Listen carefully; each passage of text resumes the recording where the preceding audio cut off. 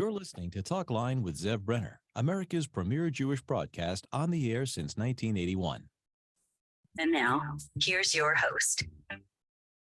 Welcome back to the program. I'm Zev Brenner. We have a very interesting duo with us. Rabbi Hanan Schlesinger, originally he's from the United States. He's an Orthodox rabbi, teacher, passionate Zionist settler who's been profoundly transformed by his encounter with Palestinians and the Palestinian people beginning in late 2013, originally from New York City. He also is in Dallas.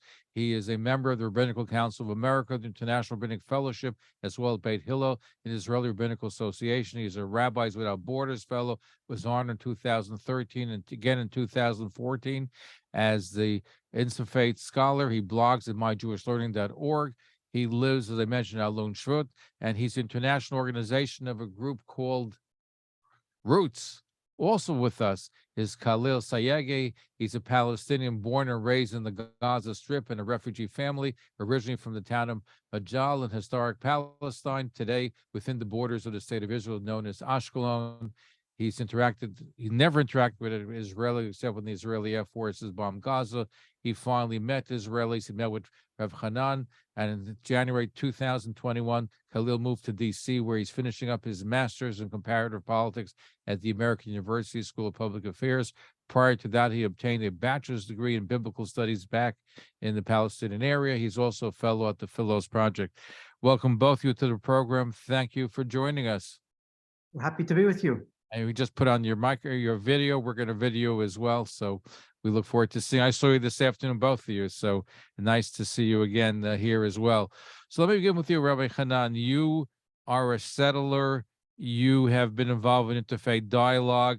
How did you get to Roots, where you're meeting with Palestinians and try to encourage the Palestinian-Israeli dialogue? Well, there's lots of things I can say in answer to that, but let me tell a story. About 9 years ago, I was driving my car in the area of Gush Etzion, where I live, half hour south of Jerusalem, and I had two guests with me, Protestant pastors from the US, evangelicals who believe in the same Bible that we Jews believe in, and they knew the biblical prophecies of Yeshayahu, of Isaiah, of Jeremiah, Yirmiyahu, Zechariah, that eventually the daughters and sons of the land, the Jewish people, would return home, and they knew what was happening today. They wanted to see it. So I drove them around in Gush Etzion. We went to Alon Shvut and Kfar Etzion and Rosh Tzorim and Bat Ayin. I showed them the roads we paved. I showed them the forests we planted. I showed them the buildings we've constructed. And as we're driving, I picked up a hitchhiker. Then I picked up another one. After about 5 minutes, the two hitchhikers, two young men, asked to get out of the car. So I stopped, they got out, we started to drive again. And then one of the pastors, he was from Dallas, Texas, he said the following words to me. He said, Hanan, you did a great thing. You just taught us a lesson in Jewish ethics.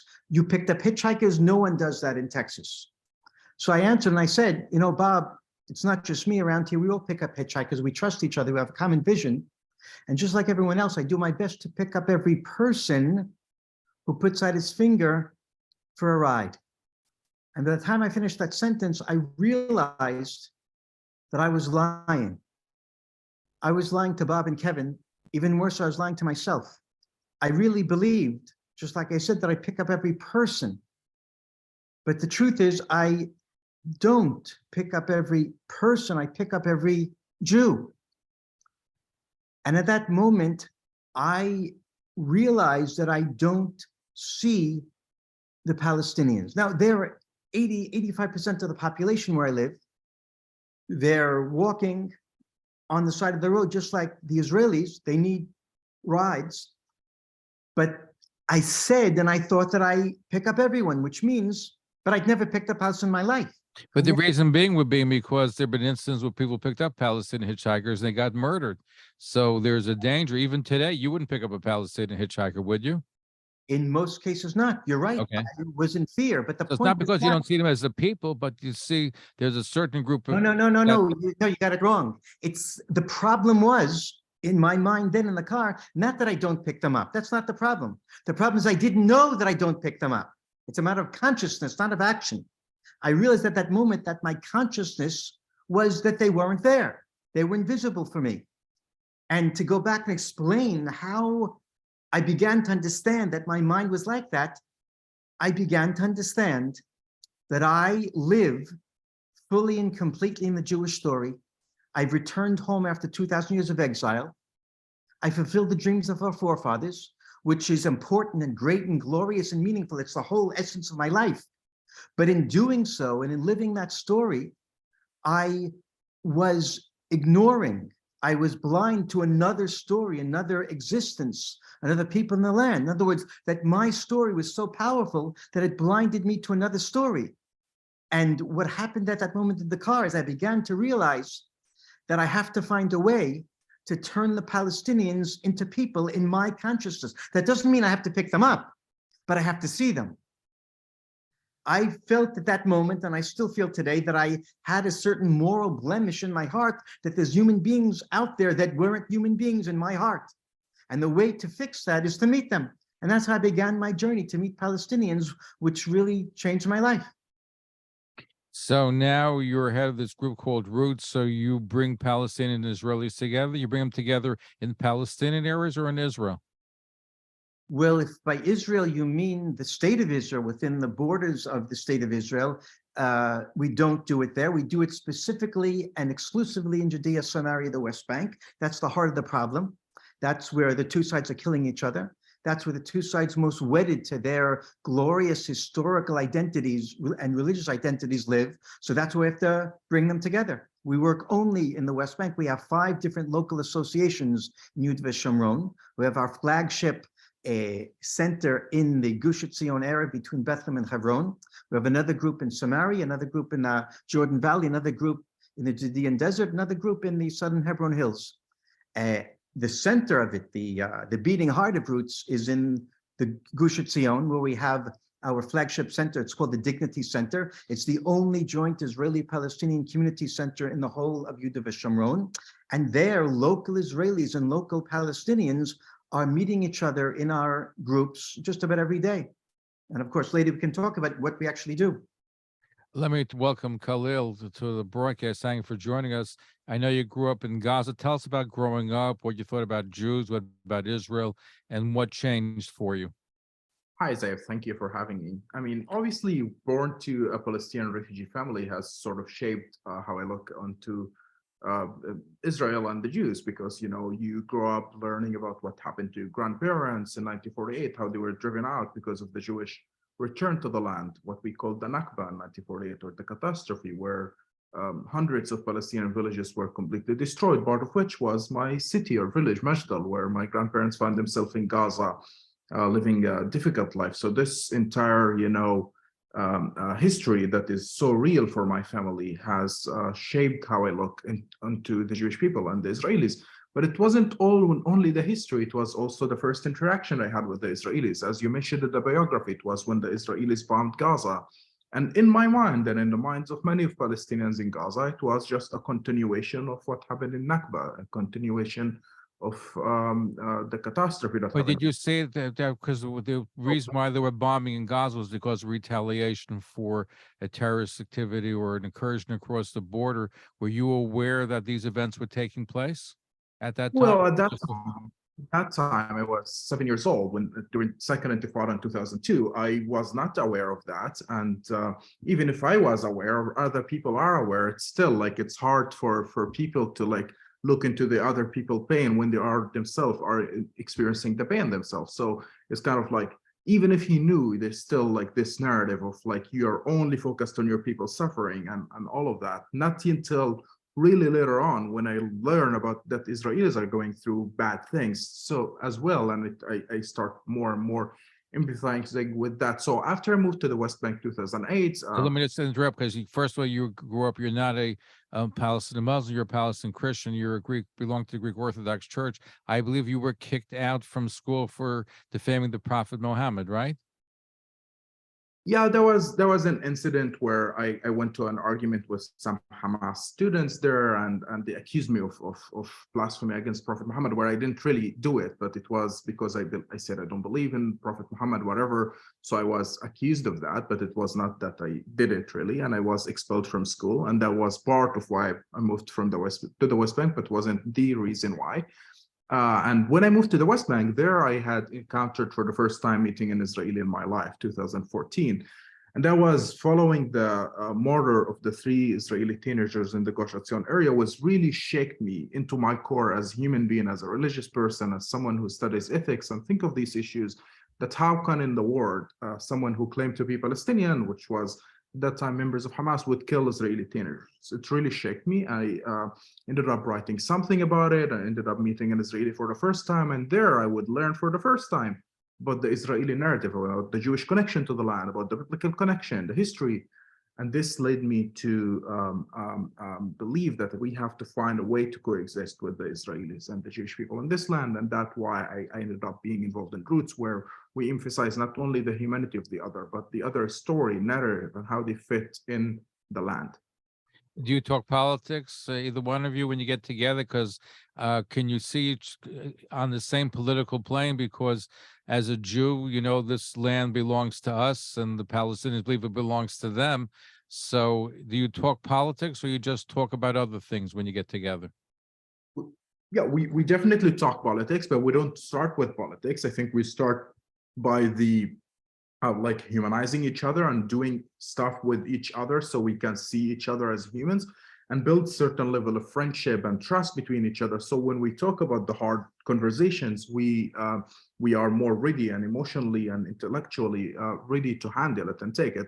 And definitely it is true that we, the Palestinians, see the land as the land of the Palestinians. And it's definitely true that the Israelis do see it the same, but we have came to terms with it that we don't have to exclude the belonging and the connection of the other people and how they see it, as it relates to them, in order for us to say that we have connection as well. Maybe Hanan can comment more on that than me.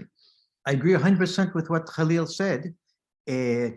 What we find, I would say, is that both sides have a disease that I call the hubris of exclusivity, the hubris of exclusivity. I sense that if I am right, then you are wrong. It's a zero-sum game, that if my connection to land is real, and I know it is real, then you must be false. You must not belong here. And vice versa. It's on both sides.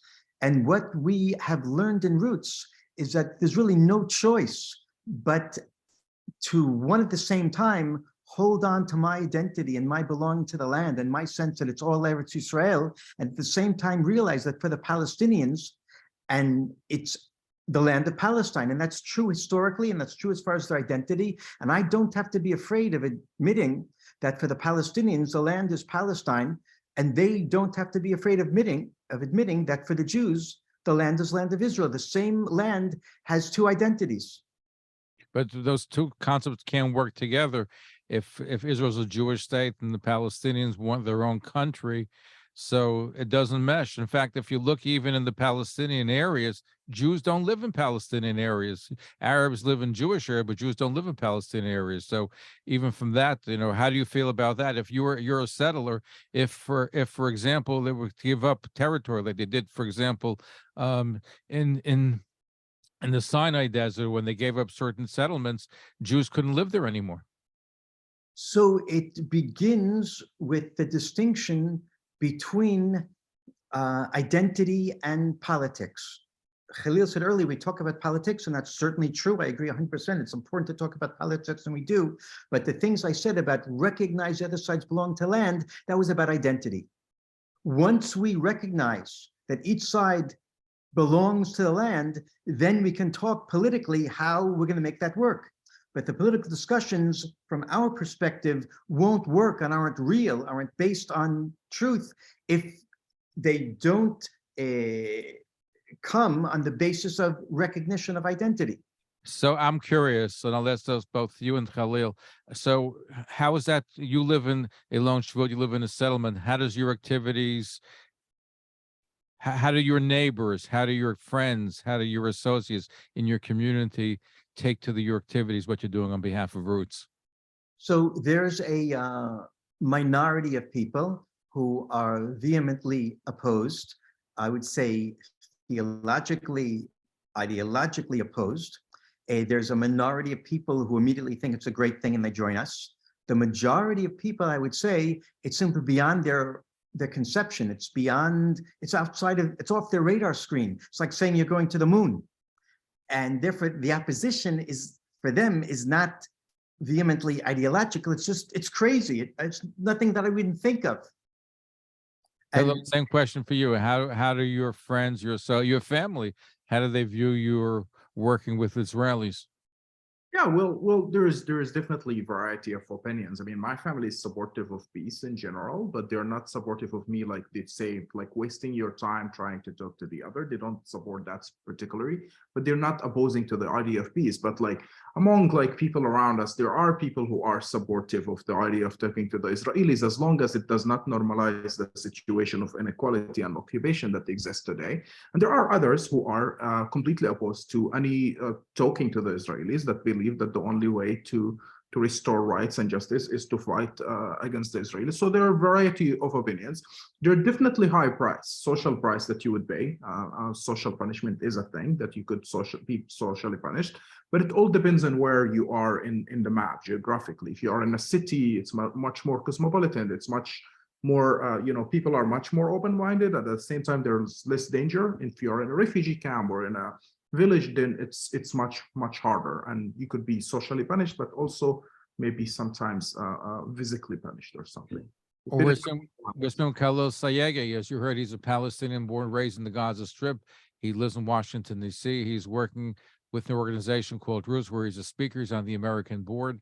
Rabbi Hanan Schlesinger, originally from the United States. He's the founder and the national director of Roots. He's a settler living in the Judea and Samaria. When we come back, we're going to continue our conversation looking at the roots of what they are doing. You're listening to Talkline with Zev Brenner, America's premier Jewish broadcast, on the air since 1981.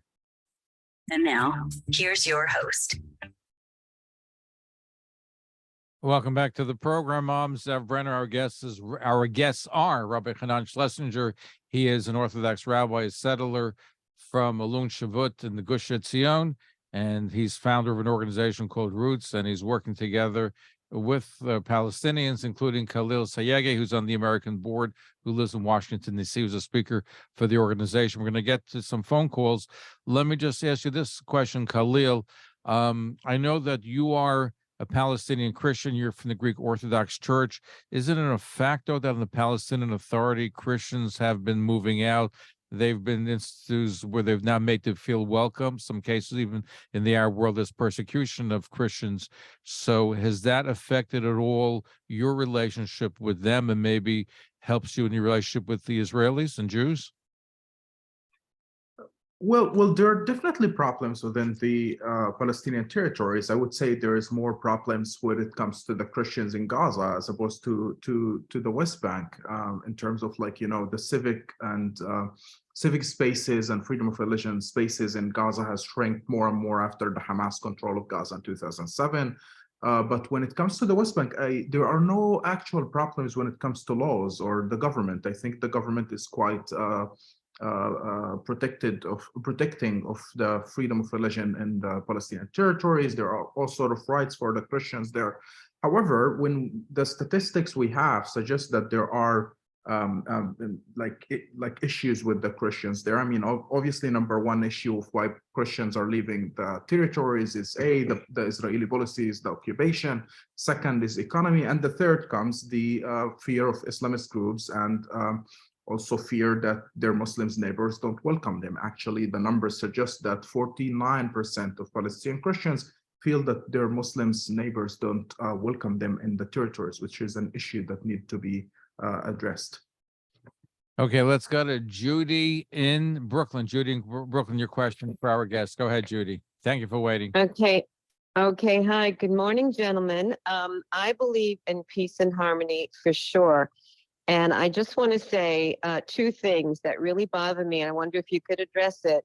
I mean, how do you justify teaching little Palestinian children in schools all over to kill Jews, that they aspire to grow up to kill Jews, and they have songs about it? I mean, that's one. And two, this business of pay to slay, where it's a business and just killing innocent people randomly. How in the world can you get past that and even acquire peace when little children are being brought up this way all over the schools? Khalil, maybe you will address that first. Yeah, sure. I mean, like to start with, I do not justify anything like that. If it does exist, I do not justify it. I would rather condemn it. I mean, It does exist. fine. It does exist. Yeah, to my knowledge, there are no such a thing. I mean, there are certain Okay, that's incidents. all right. All right, right there. That's a lie. There are- Sorry. Hold on. No. I'm going to let you, Judy, I'm going to let you respond. But basically speaking, the curriculum, this has been brought out before. I think it was issued during Oslo and beyond, where the curriculum in the Palestinian schools were teaching hatred of Jews. Jews are subhumans. They talked about killing of Jews. This has been documented in the past. So that's something which, and I've spoken to Palestinian leaders, and I said, how can you educate and expect people to embrace peace if you're teaching the language of hate? That's been That's spoken right. about. Yeah, to my knowledge, Right. again and again, I would emphasize, if you allow me to answer, there are no such a thing in the Palestinian curriculums. Now, there are incidents in which the teachers Well, teach bad things, right? There are incidents of that. I don't deny it. But to say that there is a systematic issue in which these things are being taught, to my knowledge, and to the knowledge of like most of the researchers who looked into these things, I mean by objective researchers from European Union, US, and others, there are no such a thing as that. Now, the pay to All right. slave, quote, or the system in which they pay for Palestinian prisoners or martyrs or whatever you call them, that's a problematic policy I think that Palestinian Authority should look at. Now, the policy itself does not look at rewarding anyone who commit terror attack. Rather, it's not about that. It's rather paying money or compensation to people who went to jail. From the perspective of many Palestinians, some of these people are being persecuted sometimes for reasons that are unjust, for reasons of protesting or throwing rocks on the army or whatever, and that's why the policy exists itself.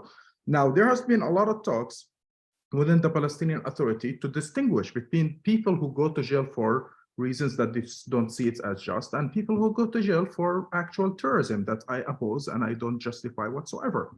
But to say that the policy is called quote unquote pay to slay, I think it's unfair. Khalil, but the documents show, and there's a Taylor Force Act in the United States which would prohibit that kind of payment. But the facts show that one who kills an Israeli gets more, the family gets more money than just plain rock throwing. So there is certainly a level of upgrading the amount of money that's paid based on the incident itself. So it's just the Zev, opposite. Yes.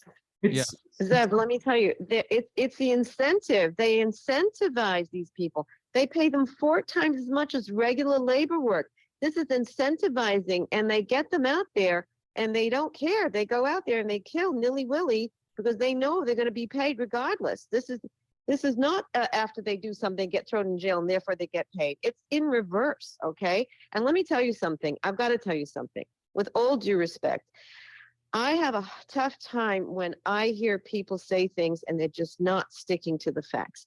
I can discuss facts, but if people sit there and say that children are not being taught this, I've got news for you, Khalil. I think your name's Khalil. Here in the United States, there are recordings of Muslim schools in different states where little children are singing songs about taking knives and cutting off Jewish people's necks and cutting off their heads. And they're definitely being taught in the schools over there. And I do believe you know about it. And this bothers me a lot.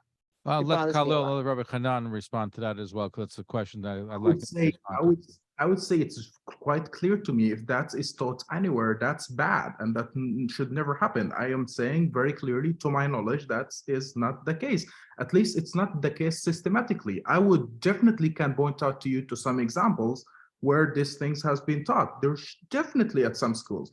And I can point out to you 2 examples where in Jewish schools there are hatred toward the Arabs and teaching of hatred. So I just don't like. Are they teaching killing Arabs in the schools, or I don't think Absolutely that. not. not? Yeah. I don't think that at Jewish schools nor Arab schools they're teaching of killing Arabs or Jews. But I do think that there are certain examples of bad teachers that do teach certain racism and incitement and hate. Yes, I do believe it. Rabbi Hanan, I want you to respond to that, because it's something which Yeah, there's a law in the United States books against this pay to slay called the Taylor Force Act. my perspective, That's right. from my perspective, this last 5-minute discussion is counterproductive. because Well, hold on, but shouldn't everything, listen, the fact that we're having the conversation, I think it's important to let everything out. And these are issues that people find troublesome here and in Israel. The pay to slay is a major fact, the education system. So if we're going to have an honest discussion, we have to be let able me to discuss explain. everything, right? I am not here to represent Israel, and Khalil is not here to represent the Palestinian people. He doesn't represent the Palestinian people. I don't represent the Israeli people. He shouldn't be asked to justify or condemn something that the Palestinians do or don't do. And I should be not asked to condemn or explain things that Israelis do. We're here to change reality, not to try and explain it or to justify it or to condemn it. We're here to change it. Well, excuse me. Well, excuse Wait, me. wait, In wait, order hold to on, change Ju- something, wait. Hold on, Listen, Judy, listen, Judy, let Yeah. let him make the point, and then I'll let you respond. Let's have a That's clear. civil discourse. Rabbi Right. Hanan, Yep. Bavakasha. It's clear that there's a lot of hate among Palestinians against Israelis. That's clear. And we in Roots are trying to do something about it by bringing the two sides together to recognize the humanity of the other side and to recognize the identity, this history and the belonging to the land of the other side. So we don't have to, in Roots, we don't talk about why or what's happening in the schools. We say, what do we have to fix? We have to fix, and how do we do it? Judy, do you want to respond? right. To Yeah. In order to change or fix, you have to deal with reality, and you have to acknowledge, and you have to know that what I'm bringing up, these 2 pointers, are so crucial, because if you have little children think that they grow up to aspire to want to murder and kill, there's no way you're going to carry on with any kind of peace, any kind of back and forth, if you don't take care of the educational system in these Palestinian schools at a young age with little children, that they have to know to respect every human being and not to be taught to sing songs of killing Jews, okay, for the sake of Jews, and the pay for slay as well. So that's what has to be, that should be part of the realistic thing that's going on over there. And as much as you're trying to change and fix, if that's not being addressed and acknowledged, then I don't know how far you're going to change and fix anything. I'm sorry. Anyway, thank you for your call. We're going to take some more calls. But did you want to respond to Judy? Yeah, of course, those things have to be fixed, but I'm not a politician. I have to focus my efforts where I can make a difference. I can make a difference in the people-to-people work of Israelis and Palestinians. You guys in America, if you have the ability through Congress to pressure the Palestinian Authority to change the problems you see in the educational system, I want you to succeed. Of course, I want you to succeed. No, but I think the problem is like the assumption that whether it exists or not. I mean, I again re-emphasize that I don't think it is a systematic problem that exists. I think it is a problem to an extent if we do cherry picking, but if we look at the holistic curriculum, it is not a problem. No, but the question is though, are we being naive if we're saying that, hey, we can ignore the big picture like pay to slay and just concentrate on interpersonal relationships with individuals? Yes. Are we being disingenuous? Or are we being naive? No, I don't think so. I think we shouldn't ignore any of these. All these issues should be addressed. But again, the framing again, I don't think there are any policy in the Palestinian Authority that called pay to slay. I just don't. They don't call that, but there's money that's allocated to pay the families of the what they call the martyrs. Absolutely. And how much money is paid to the family is based upon what act is done. If you kill an Israeli, and these are documented. That's American law, by the way, that prohibits it. The money is allocated depends on how many years in jail you spend. So by which means that if you murdered someone, you'll spend more time in jail, so you get more money or whatever. But I don't know if really, like, I don't know which people gets it and which not, but we have to understand holistically why is this policy is there. For example, one of the reasons of why this policy is there is that people, when there is a terrorist who commit a horrific terror attack, what happens is the Israeli army come and demolish his family's house. So it is the responsibility of the Palestinian government and the Palestinian people to pay for the family that their house is demolished, that their children don't have home anymore. So because this system of collective punishment. So we have to take things holistically, not just focus on this one. But the majority of homes haven't been demolished. It's only in certain extreme cases where homes have been demolished. and the money's been flowing, whether the home's being demolished or not, and it's been proportionate to the level of the terrorist act that was done. I'm just telling you what the American legislators have found. Also, it's not just me talking. I will not argue with that, but I would tell you that everyone who committed an act of terrorist murder, his house was demolished, and that's a fact. It's not an opinion. So right. So if they did, if they threw stones, the house is not going to be demolished. But if they killed the individual, so if that's the case, if they did a terrorist act, so and the family gets more than just the value of the house, they're getting money for long terms, and they get a lot of money, and sometimes it's like more than an average salary that one would get. These have been recorded, and that's why there's an American law in the books for that fact. Let's take Stan of Forest Hills. Go ahead, Stan of Forest. So your question for our guest. First of all, I want to comment on these two gentlemen. I find what they're doing fantastic in terms of it has to start somewhere, Palestinian and Jew. So as far as I'm concerned at this moment, I think this is a wonderful thing. And I hope you continue it and it spreads to other Palestinians and Jews working together. I think what you're doing has to start at the bottom level, and both of you seem to be doing that. I want to ask the gentleman, the Palestinian, have you received death threats? Have you received any type of warning from the Palestinian sections or not to do what you're doing? Hello? Yeah, he's going to respond to you. Yeah, my response is no. I did not receive threats from government or any entities. I think they're aware of what I'm doing. They never threatened me. I think the only thing that I received is that some people are not willing to talk to me or to just boycott me socially or block me on Facebook or something of this sort. But nothing legal has been done against me, and I am well aware that the authorities do know of what I'm doing. Now, if I was in Gaza, that would be a totally different situation. I have a friend in Gaza whose name is Rabbi Hanan. He's well known, actually. The New York Times wrote about him, who just had a Zoom meeting with Israelis and ended up in jail for more than 1 year. So in the West Bank, it's quite different than in Gaza. If I'm back in Gaza, it would be a trouble. By the way, what was it like living under Hamas when you were in Gaza? Well, life after Hamas became different, as I explained before. It's in terms of like when you live under an authoritarian, illiberal government, it means that the freedom is lacking in the public space and all sort of things. Women who are uncovered start feeling uncomfortable, all sort of troubles on that level. Also, Hamas more or less controlled all the institutions at that time, the government schools, the hospital, all sort of things. And it was really, there is no really freedom. It's an authoritarian regime, more or less, although it's not a state yet. And obviously Hamas controlling Gaza meant that the siege was implemented on Gaza, both by the Israelis and the Egyptians, and life became impossible in Gaza. Anyway, Stan, thank you for your phone call.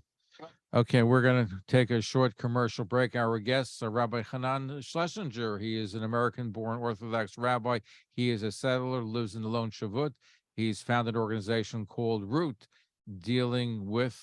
working together with Palestinians. And among the Palestinians working with is Khalil Sayegh, who's originally born in Gaza, moved to the West Bank, currently lives in Washington, D.C.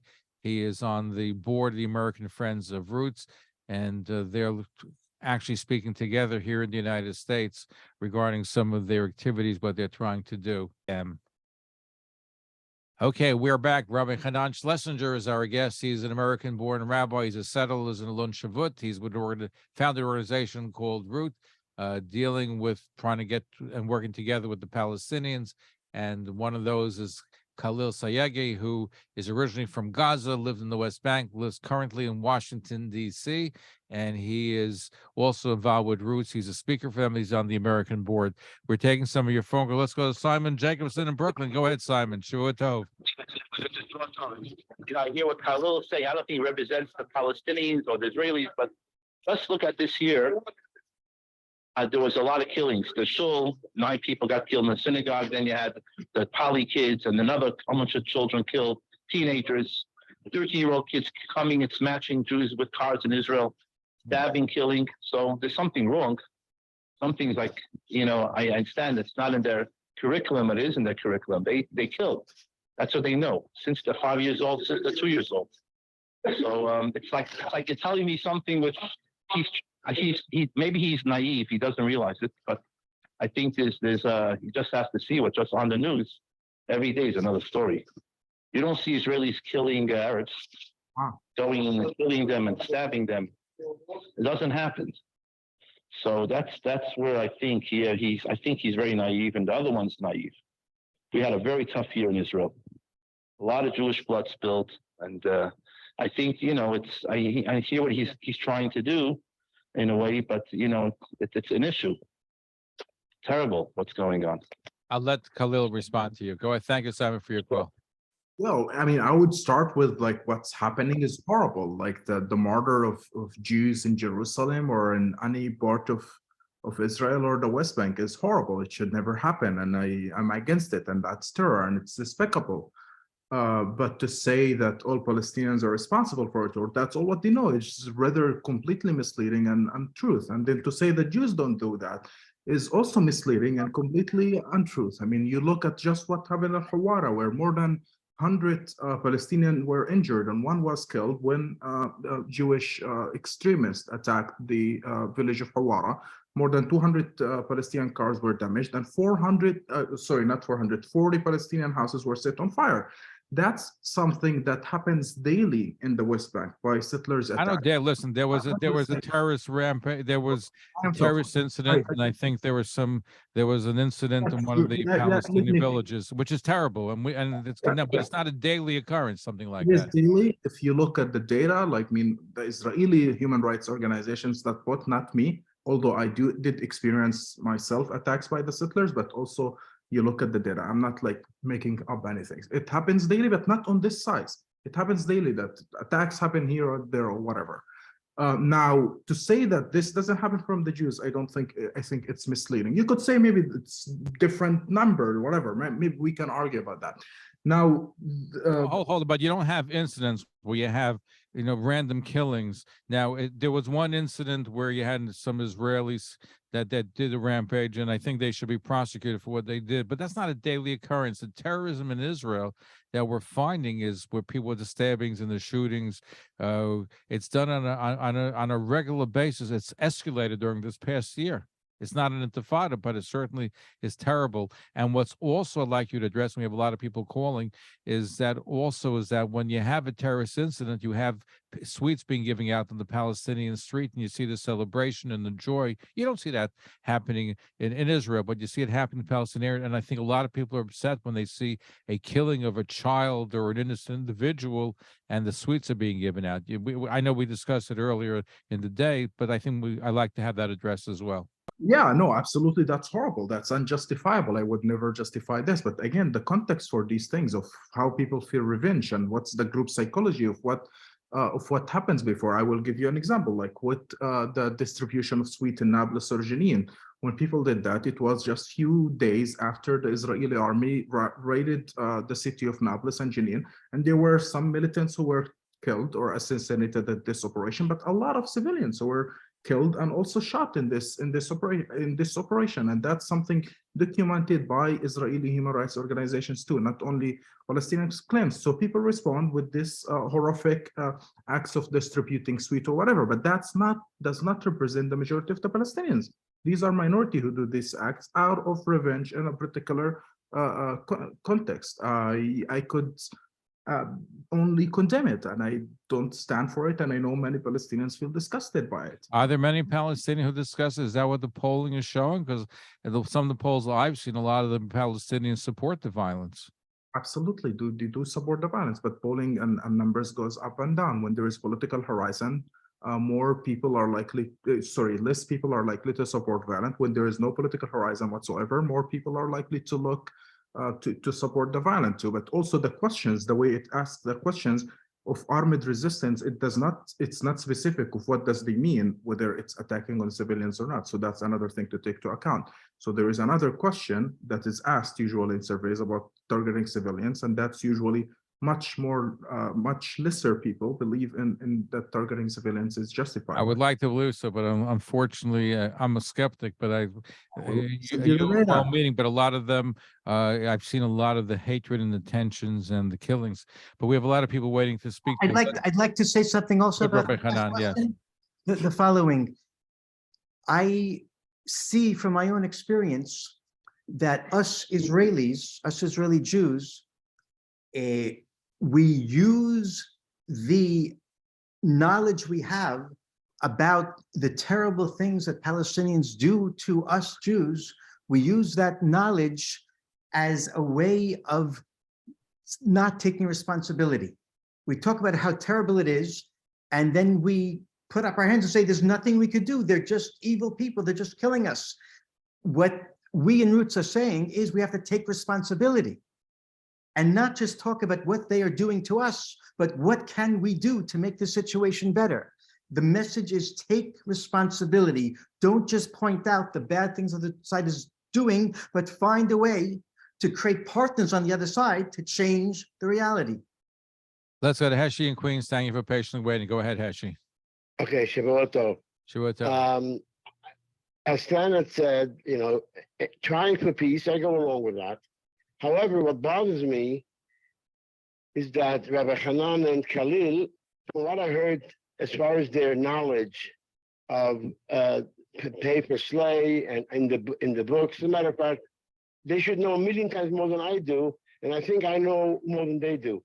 I mean, the EU, as a matter of fact, at one point was so furious they stopped giving money, or at least some of the states of the government of the European governments, because the Arabs, the Abu Mazen wouldn't change the curriculum in the schools. Now, in order for this to work, what Rabbi Hanan and Khalil want to do, the idea is good, but they should know in detail what the Arab mentality is. In other words, Trump, who I believe has a tremendous push, a tremendous instinct, a feeling for who's who and what's what. From what I've read, he had a meeting the first time with with Abu Mazen, and he fell for it. He said, hey, the guy wants peace. And Rabbi Hanan and Khalil don't understand who they're dealing with, in my opinion. Maybe Khalil does. He's Palestinian, so he knows the mentality. In other words, when you're talking with an Arab, he can easily tell you how much he loves you. Not all Arabs, but I think it's their culture. You have to know their culture. He'll tell you he loves you. Then you find something, you feel some liquid going down your back. Oh, he stabbed you while you fell for it. I don't think Khalil is going to stab you, but I'm going to let. No, God forbid. No. I'm not saying all Arabs. I'm saying you have to understand. So don't make it sound like it's that way. The mentality of who you're dealing with before you can try to make peace. There are places where the Arabs and Jews children study together. That's great. But Abu Mazen isn't about to. He doesn't want to get killed. They'll kill him when they kill Well, Abu Mazen is very corrupt, and Khalil, you and I discussed it at lunch. The very corrupt authority. I think people. Theocracy. It's all kinds of problems, and there's already succession battles behind the scenes, and that's why they all want to see tough on Israel, because there's going to be a battle. Who's going to be the next leader of the Palestinian Authority? It could happen at any time. And let me ask you this, Khalil. Is that the fact that you are a Palestinian Christian, you belong to the Greek Orthodox Church, so you are different in lots of ways from Palestinian Muslims, who are the majority. And again, as we said earlier, they do persecute some of the Christians, especially in Gaza. So does that make you different than the other Palestinian Muslims? Because Rabbi Hanan is trying to reach out to the Palestinians, but the Muslims have a different background, different education than maybe what you had. I would say yes, in the sense of faith. I'm definitely different, and yes, in the sense of experience, that you are living as a minority in anywhere would make you a different human being and how you approach things. But no, in the sense when it comes to the Israeli-Palestinian conflict, I would point out that the Palestinian founder of Roots, Ali Abu Awad, is a Muslim himself. The Palestinian director of Roots, Khalid Abu Awad, is also a Muslim, and the majority of the participants within Roots are Muslims.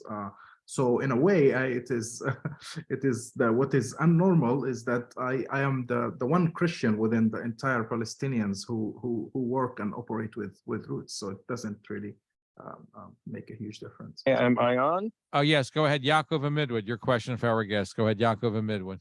Okay, here's the thing. Let's look at the context of what Mr. Smotrich said, so-called they should be erased. Okay, we have to understand this was and why the rampage took place by the settlers.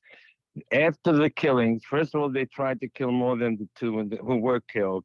It's constantly shooting from that town. That's number one. Number two, they shot off fireworks. They shot off their guns. They passed sweets along. And after Smotrich heard all this, that means that they're all in accord with what happened, and they're celebrating, not just 2 or 3 people, but the whole town. So he said in Hebrew the words, Yamach Shemam B'Zechram, which in English means their name and their memory should be erased. Not like the media says that he says that we should erase them. He used a Jewish curse against our enemies, which is commonly used for those who want to see our demise. And right away, the media said, he said they should be erased. Yes, that's a No, but the curse point, then. but the rampage that took place is inexcusable. I'm sorry. Even though they I don't care. fireworks. You don't listen. What happens in such a situation where you have somebody being killed and you have a rampage taking place, and say, listen, you have the Palestinians are killing Jews, Jews are killing Palestinians, so everything gets equalized. And it's not, because the ratio of what happens against Jews being killed is so much greater. This is an isolated incident and we had a killing, but it justifies in the media and the world, it makes Israel look bad when it's not a typical situation, but it's magnified. That's what the danger is. That's true. Now, Smotrich walked it back. He said, when I said they should be erased, and he used the Hebrew curse, he said, I meant the town without the inhabitants. We would move the inhabitants to different area, and we would flatten the town so that nobody has a place to hide, because the highway goes through there all the time. So they would demolish the home. There's 7,000 Palestinians live there. He would send them all packing, literally packing. Again, you have to be careful, different because locales. you see, I think when you have some No, in the country. and then within the when country. you inflame the tension, you have to be very careful, because it is a volatile situation. I appreciate your phone call. Thank you, Yaakov. Yes, you bet. Thank you. So we're going to take a short commercial break. And of course, this is a very passionate issue, as you see, Rabbi Hanan and Khalil. This is something which people are passionate about, and the passion about here. I'm sure the passion is even greater in Israel. And we're looking at, a group called Roots, where they're trying to make and change a difference. And Rabbi Hanan Schlesinger is our guest. He's an American-born rabbi settler. He's a founder of the Roots organization. Khalil Sayegh is originally from Gaza, the West Bank, now Washington, D.C. He's on the board of American Friend of Roots, and they're looking to see if they can change people's minds and cultures. When we come back, we'll continue our conversation. You're listening to Talkline with Zev Brenner, America's premier Jewish broadcast, on the air since 1981. And now, here's your host. And we're back. Our final stretch with Rabbi Hanan Schlesinger, American-born rabbi settler, lives in Ilan Shavut. His organization called Roots, he's trying to work with Palestinians to try to make a difference. Among them is Khalil Sayegh, originally from Gaza, the West Bank, now Washington, D.C. He's on the board of American Friend of Roots. Gentlemen, you've heard some of the conversation we have. So where do we go from here? How do we affect a change? Is it possible? People can change? Because obviously, you look, Khalil, you look at the creation of the state of Israel as a Nakba, as a catastrophe, right? And Hanan, you look at this as a God-given right, that God's finally bringing back the Jewish people to its historical homeland where the temples were. How do you reconcile these two different, opposing, contrasting narratives? Well, the way you phrased it, Zev, was not exactly accurate as far as I'm concerned.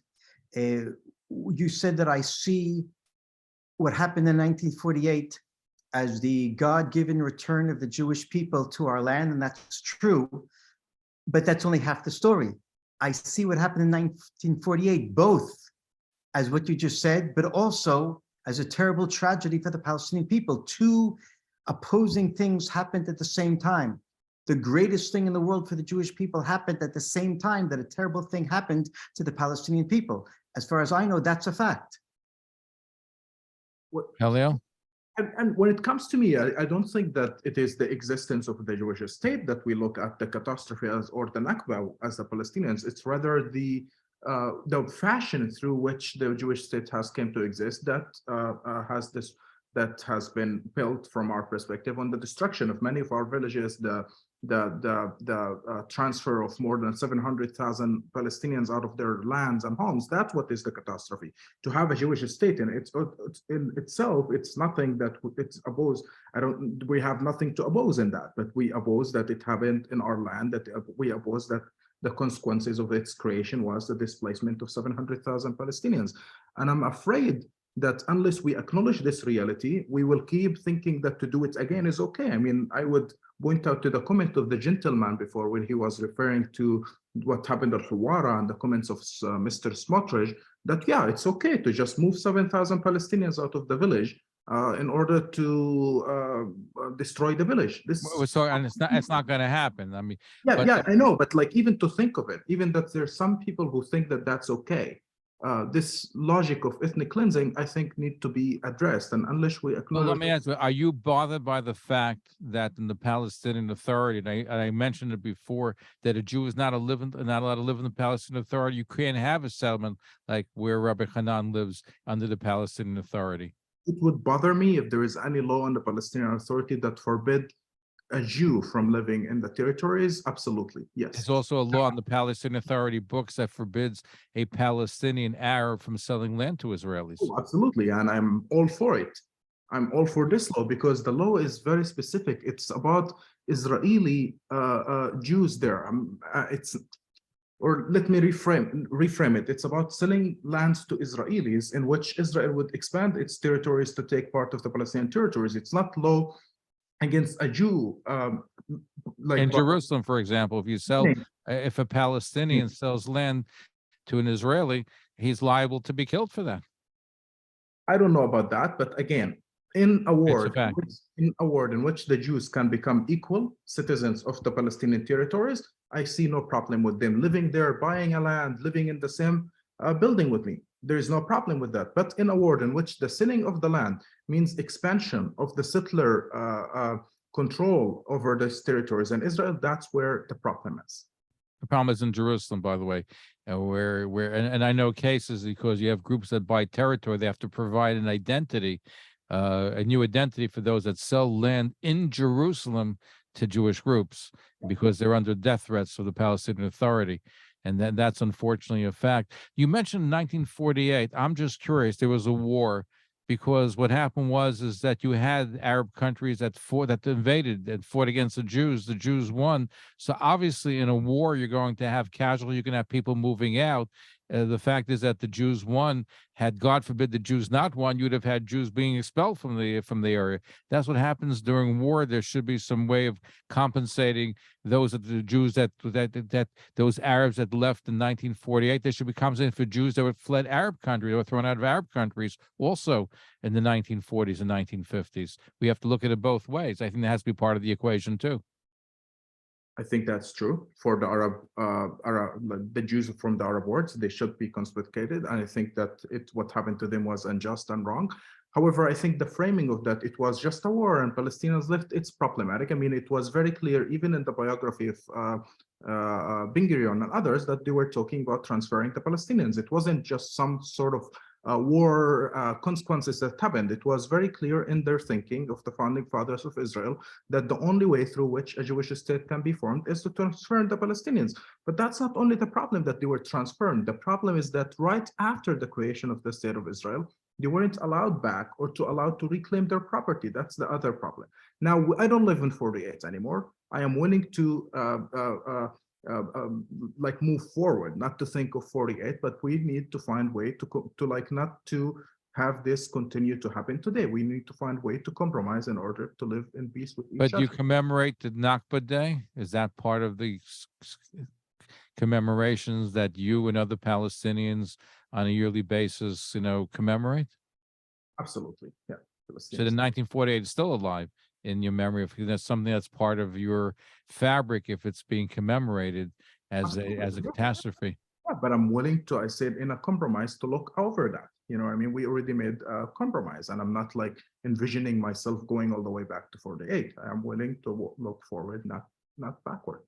And I want to add that I think as a Jew and as an Israeli, until we are willing to recognize the terrible tragedy and suffering that happened to the Palestinians in 1948, we won't be able to make peace. We have to admit to the dual history of 1948. So what does that mean? And from your perspective, what does that mean? So that you're acknowledging 1940, you're looking and you're saying it's a catastrophe as far as the Palestinian Arabs are concerned. So what does that mean? What should Israel be doing, in your opinion? It's a matter of consciousness. I didn't talk about deeds, but when we fully recognize their history and their suffering, first of all, we are more willing to listen to them.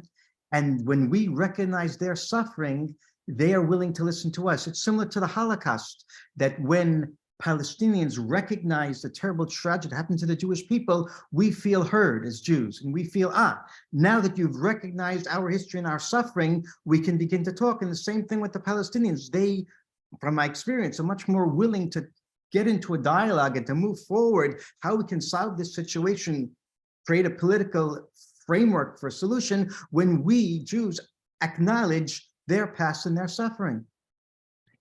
We're out of time. I want to thank both of you for coming. Obviously, these are tough conversations, and it's something which we have to have more of, and we're glad that you're able to come and join our program. Rabbi Hanan Schlesinger is an American-born rabbi. He's currently the head of an organization called Roots, which is working with Palestinians to try to forge and to understand each other's perspectives. And with us also, a part of our program is Khalil Sayegh, originally from Gaza, West Bank, now Washington, D.C. Are you going to go back to, you are, I believe, from Ramallah. Are you planning on going back to Ramallah, or are you looking to stay here in the United States? I was planning to go back, but now I'm staying here because the Israeli army basically revoked my residency of staying there. So I'm here for a while, at least until it's fixed. Okay, thank you. If people want to learn more about Roots, Rabbi Hanan, how can they do so?